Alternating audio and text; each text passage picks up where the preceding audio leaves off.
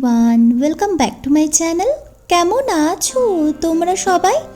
আশা করছি সবাই খুব ভালো আছো, আমরাও ভালো আছি।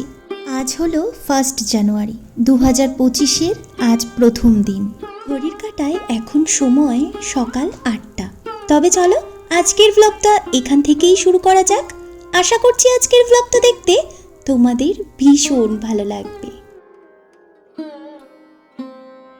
জানো, 2024 থেকে পা পেরিয়ে 2025-এ আসতে না আসতেই বছরের একদম শুরু থেকেই আমাদের দুজনের জীবনে না অনেক পরিবর্তন চলে এসেছে। আর বলতে পারো পরিবর্তনগুলো একের পর এক লাইন দিয়ে আসছে। কিন্তু হ্যাঁ, আজ থেকে 1-2 দিন আগেও আমরা কেউই জানতাম না আমাদের সাথে এই পরিবর্তনগুলো আসতে চলেছে।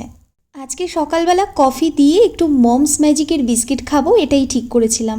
বলতে না বলতেই বড়বাবু দোকানে চলে গিয়েছিলেন, আর এই যে ফিরে এসে আমাকে দেখাচ্ছেন যে সানফিস্টের মমস ম্যাজিক বিস্কিটের সাথে নাকি এরকম একটা কন্টেনার দিচ্ছে। আমি তো পেয়ে বেজায় খুশি।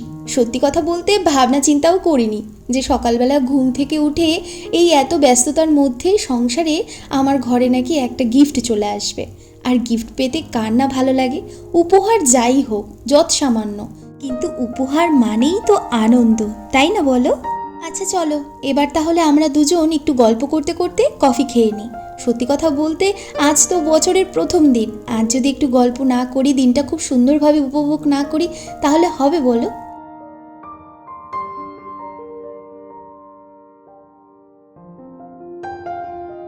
বেশ কয়েকটি দিন আগেই ভাই যখন বাড়ি থেকে এখানে এসেছিল, তখন বাবা ভাইয়ের কাছে আমার জন্য একটা খুব সুন্দর ফ্ল্যাক্স পাঠিয়ে দিয়েছিল। তবে জানো তো, এই ফ্ল্যাক্সটা কিন্তু আমার জন্মেরও আগে কেনা, অনেকটাই আগে। তবে দেখো, দেখে কি বোঝা যাচ্ছে? এই ফ্ল্যাক্সটা হলো ইউকের একটা ফ্ল্যাক্স। আর কি সুন্দর না কালারটা! আমার তো এত পছন্দ হয়েছে, আমি শুধু ভাবছি যে এখানে আমি সব সময় জল গরম করে রাখবো। আপাতত যে কটা দিন শীত রয়েছে সে কটা দিন তো কাজে লাগবে। আর ফ্ল্যাক্সটা কিন্তু এখনো পর্যন্ত বাবা মা কেউই ব্যবহার করেনি, আমার জন্যই নাকি রেখে দিয়েছিল। যখন কিনেছিল তখন ভেবেছিল যে বাবা মা ব্যবহার করবে, কিন্তু তারপরেই যখন আমি হয়েছি, তারপরে না অনেকগুলো ফ্ল্যাক্স কেনা হয়েছিল, তখন আর এটা ব্যবহার করা হয়নি। তাই এখন পাঠিয়ে দিয়েছে, বলল এতে করে একটু জল গরম করে রেখে দিতে। রাতের দিকে যখন ভীষণ ঠান্ডা পড়ে আর অনেক রাত পর্যন্ত তো আমাদেরকে কাজ করতে হয়, তো তখন না একটুখানি গরম জল বা একটু চা এই সমস্ত কিছু থাকলে ভীষণই সুবিধা হয় হাতের কাছে।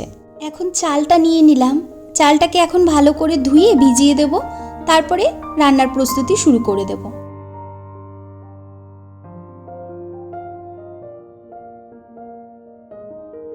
আজকে একটু চিকেন রান্না করব। আজকে তো বছরের প্রথম দিন, আজকে একটু চিকেন রান্না না করলে আর হবেই না। তাই সকাল সকাল বড়বাবু বাজার থেকে একটু চিকেন নিয়ে এসেছে, আর তার সাথে ওই আলু ফুরিয়ে গিয়েছিল ঘরে, তাই আলু, চিকেন কারি মশলা, গরম মশলা, লাল লঙ্কার গুঁড়ো এই সমস্ত কিছু নিয়ে এসেছে। আর আমি দেখো সকালবেলা একবার কফি খেয়েছি, কিন্তু তাতে আমার হলো না।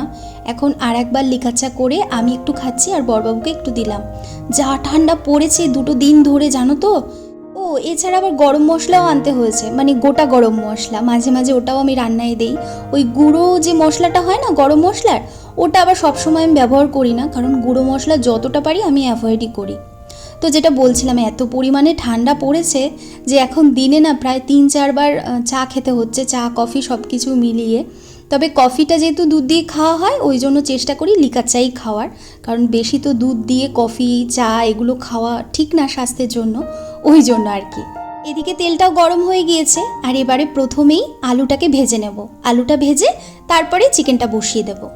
জানো তো, যেদিন প্রথম দেখলাম যে বাবা এই ফ্ল্যাক্সটা পাঠিয়ে দিয়েছে, এত বছর ধরে কিনে নিজের শখের ফ্ল্যাক্সটা ব্যবহার না করে আমার জন্য পাঠিয়ে দিয়েছে, সেদিন যে কি খুশি হয়েছিলাম।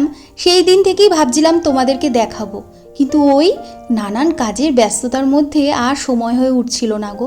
আমার মায়ের কিন্তু আবার জানো তো লাল রঙটা ভীষণ পছন্দের, তাই মা যখন দেখলাম এটা পাঠিয়ে দিয়েছে, আমি মাকে তখন বললাম তুমি তো ব্যবহার করতে পারতে, তোমার এত পছন্দের রঙটা। বললো না থাক, আমি ব্যবহার করার থেকেও তুই ব্যবহার করবি, সেটাই আমার বেশি ভালো লাগবে। কথাটা কতটাই সুন্দর না, যে কথাটায় কোনো স্বার্থ নেই, রয়েছে অফুরন্ত ভালোবাসা। ওই জন্যই তো বলে বাবা মায়ের ভালোবাসার মতো এই পৃথিবীতে কোনো ভালোবাসা হয় না, বাবা মায়ের কোনো বিকল্প নেই। আচ্ছা এদিকে কিন্তু এখন বড়বাবু স্নানে যাওয়ার আগে চিকেনটাকে ভালো করে পরিষ্কার করে ধুয়ে দিল, আর আমি সমস্ত উপকরণ দিয়ে দিচ্ছি। আর ওই প্রতিবারের মতো উনি ওনার এখন কাজটা করবে, অর্থাৎ চিকেনটাকে ম্যারিনেট করে দেবে। ও হ্যাঁ, পাপিয়া বৈরাগী কমেন্ট করে লিখেছো, দিদি তোমার ভিডিও দেখতে আমার ভীষণ ভালো লাগে, কিন্তু দুদিন ধরে তুমি ভিডিও দিচ্ছ না কেন? আসলে কি বলো তো, এখন না একটুখানি কাজের প্রেশারের মধ্যে রয়েছে বুঝলে, ওই জন্য না ভিডিও দিয়ে উঠতে পারিনি। তবে চেষ্টা করছি আস্তে আস্তে সব কিছু যাতে একটা রুটিনের মধ্যে চলে আসে, ঠিক করে নিতে পারি। আমারও না তোমাদের জন্য ভিডিও বানাতে ভীষণ ভালো লাগে জানো, কিন্তু কি করব বলো, মাঝে মাঝে না এরকম একটু হয়েই যায়। যাই হোক, তোমরা কিন্তু সবাই আমার পাশে থেকো, কারণ তোমাদের ভালোবাসা থাকলে আমি ঠিক খুব তাড়াতাড়ি আমার স্বপ্নটা পূরণ করতে পারবো। আর হ্যাঁ পাপিয়া, তোমাকেও জানাই অসংখ্য ধন্যবাদ এত সুন্দর একটা কমেন্ট করার জন্য। তুমি ভালো থেকো, সুস্থ থেকো, কেমন? আর আজকে না চিকেনটা রান্নার শুরুতেই যে পেঁয়াজটা ভেজে নিয়েছি, অন্যদিন এতটা লাল করে ভাজি না, কিন্তু আজকে মন চাইলো একটু অন্যরকম করে চিকেনটা রান্না করব। মানে ওই একই রকমই সব কিছু থাকবে, কিন্তু পদ্ধতিগুলো একটুখানি কিছুটা পাল্টে দেব, এই আর কি। মানে বেশ খানিকক্ষণ সময় নিয়ে কষাবো, বেশ খানিকক্ষণ সময় নিয়ে তারপরে ঝোলটা ফুটাবো। মানে অন্যদিন যেরকমভাবে করি তার থেকে একটু বেশি সময় নিয়ে করব, কারণ আর তেমন কিছু রান্নার ঝামেলা নেই তো, ওই জন্য। আর এদিকে এই যে একটু চিকেন কষা তুলে নিচ্ছি। কি বলো তো, যখন মাংস রান্না হয় তখন যদি একটু কষা মাংস না খাওয়া হয় তাহলে কিন্তু ঠাকুর আবার ভীষণ রেগে যায়, ঠাকুরটাই পাপ দিতে পারে। যাই হোক, এই চিকেনটা আমি আর বড়বাবু খাবো, তাই জন্য 2 পিস চিকেন কষা তুলে নিলাম। ব্যাস, এবার আলুটা দিয়ে আরও বেশ খানিকক্ষণ সময় কষিয়ে তারপরে গরম জলটা দিয়ে দেবো। আর আজকে না সকালবেলা ওই রুটির সাথে খাওয়ার জন্য একটু আলু দিয়ে ডিম দিয়ে ভেজেছিলাম, মানে ওই আলু আর ডিম ভুজিয়া যেটাকে বলে আর কি, ওটা দিয়ে আবার রুটি খেতে না আমাদের ভীষণ ভালো লাগে। তো ওই আলু ডিম ভুজিয়াটাই না সকালবেলা যেটা করেছিলাম ওটা একটু বেশি করেই বেঁচে গিয়েছে, তো ঠিক করেছি ওটাই আগের পদ হিসেবে চালিয়ে দেবো। আর তাছাড়া যেদিন চিকেন হয় না সেদিন আমাদের দুজনারই আগের পদে কিছুই লাগে না, শুধু চিকেন দিয়েই আমরা খেয়ে নিতে পারি। কিন্তু তবু ওই এক পদ খেতে নেই তো, এক পদ দিয়ে নাকি ভাত খাওয়া ভালো না, তো ওই জন্যই আর কি একটুখানি বেঁচে গিয়েছে, তাই আর ভাবলাম যে আগের পদে আর কিছু করা লাগবে না, ওইটা দিয়েই দুজনার হয়ে যাবে ক্ষণে।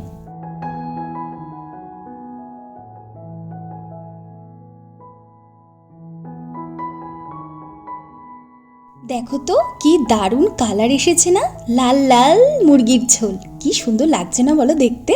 এই কনকনে ঠান্ডায় গরম ভাতের সাথে এরকম লাল লাল চিকেন ঝোল হলে আর কিছু লাগে বলো?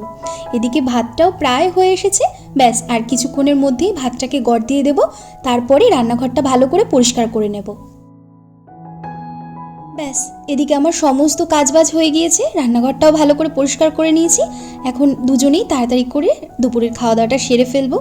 আর এই যে মেনুতে কি কি রয়েছে সেগুলো একটু তোমাদেরকে দেখিয়ে দিচ্ছি। চিকেনটা দেখছো কি দারুণ লাগছে না দেখতে?